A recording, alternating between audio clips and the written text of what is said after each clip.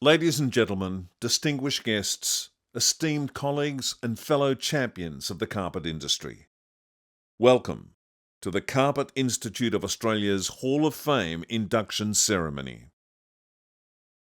Tonight is a celebration of vision, resilience, and the unbreakable threads of dedication that bind our industry together. We gather to honour two extraordinary leaders whose stories inspire us all. Let's begin with our first inductee, Michael Oakley. Michael entered the textile world in 1980, stepping into marketing with the sharp eye of a strategist and the heart of a builder. From those early days, he rose steadily, ultimately becoming executive chairman of Victoria Carpets, a name synonymous with excellence on both sides of the equator. When Michael began, the industry was defined by Axminster and Wilton, noble, traditional constructions that had served us well. But Michael saw the future. He didn't just adapt to change, he orchestrated it.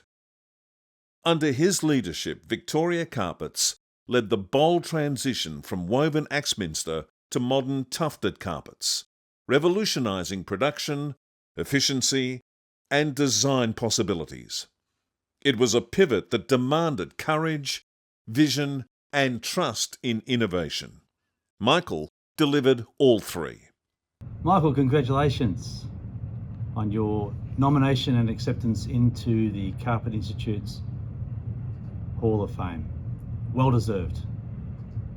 55 years of industry experience, 40 odd years with Victoria Carpets, and a further long tenure with Bridgestone, but also a founding member of the Carpet Institute of Australia, of which you chaired so well for 15 plus years. You have been a fantastic leader in this industry. From Victoria Carpets' point of view, you've allowed Victoria Carpets to not only survive but thrive at a time when many competitors were not able to last the distance. And that's a credit to your leadership and your ability to actually run the business and understanding what was required. You're very visionary with your acquisitions of the spinning mills back in the 1990s and early 2000s, and that led to giving Victoria Carpets a break on its competitors by having its own in-house wool and yarn manufacturing capability. So genuine foresight on your part. Your style of management is always seen as being pretty tough, but very fair. Someone that was a fierce competitor, but also understood the greater needs of the industry and what was required, which is what made you such a good leader and chairman of the Carpet Institute for so long.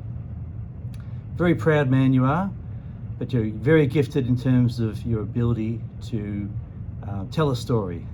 You're a great orator, you're very good with words, you're very eloquent, and when you talk, people listen. And that's also a very strong sign of leadership. You're surrounded by a very loving family, particularly with your wife, a number one supporter in Wendy, and your three great children and their offspring as well. So you've got much to look back over your time and say that you have achieved so much for Victoria Carpets and for the carpet industry. So for all that, congratulate you for what you've achieved. I hope you enjoy the night, Michael. His deal-making was legendary.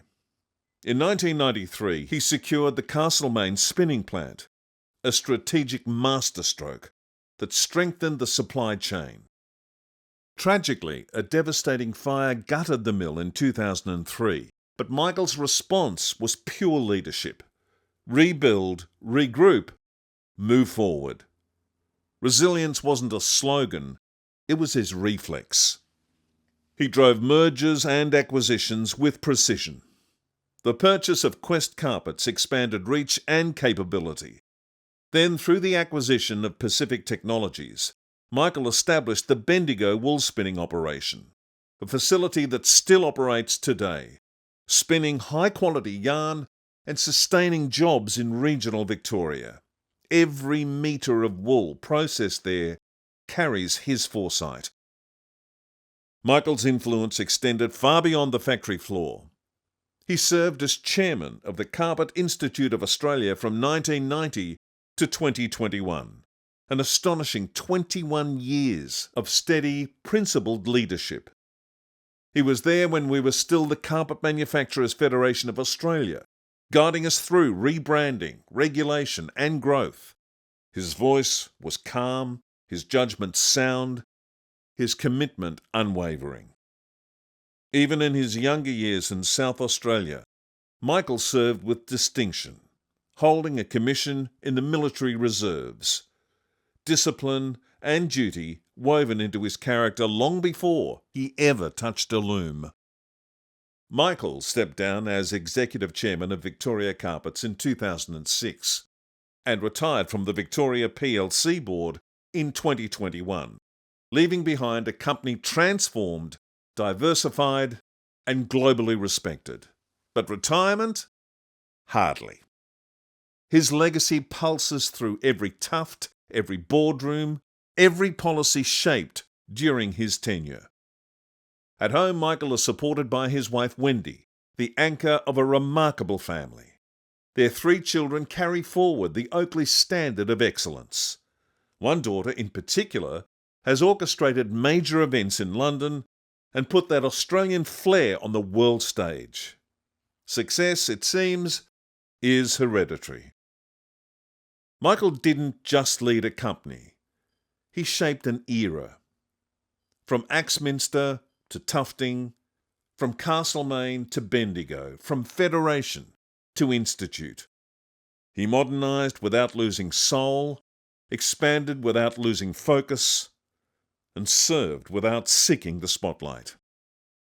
Tonight, the Carpet Institute of Australia, your institute, proudly inducts Michael Oakley into the Hall of Fame.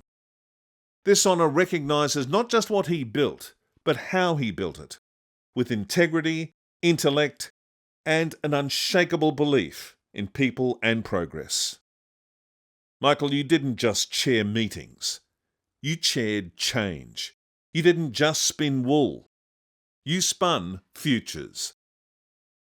On behalf of every manufacturer, installer, retailer, and leader who walked a smoother path because of your guidance, thank you. The Hall of Fame is richer, stronger, and more forward-looking because you are in it. Ladies and gentlemen, please join me in saluting Michael Oakley, a true architect of our industry's modern age. Congratulations, Michael. Your place here is permanent and profoundly deserved.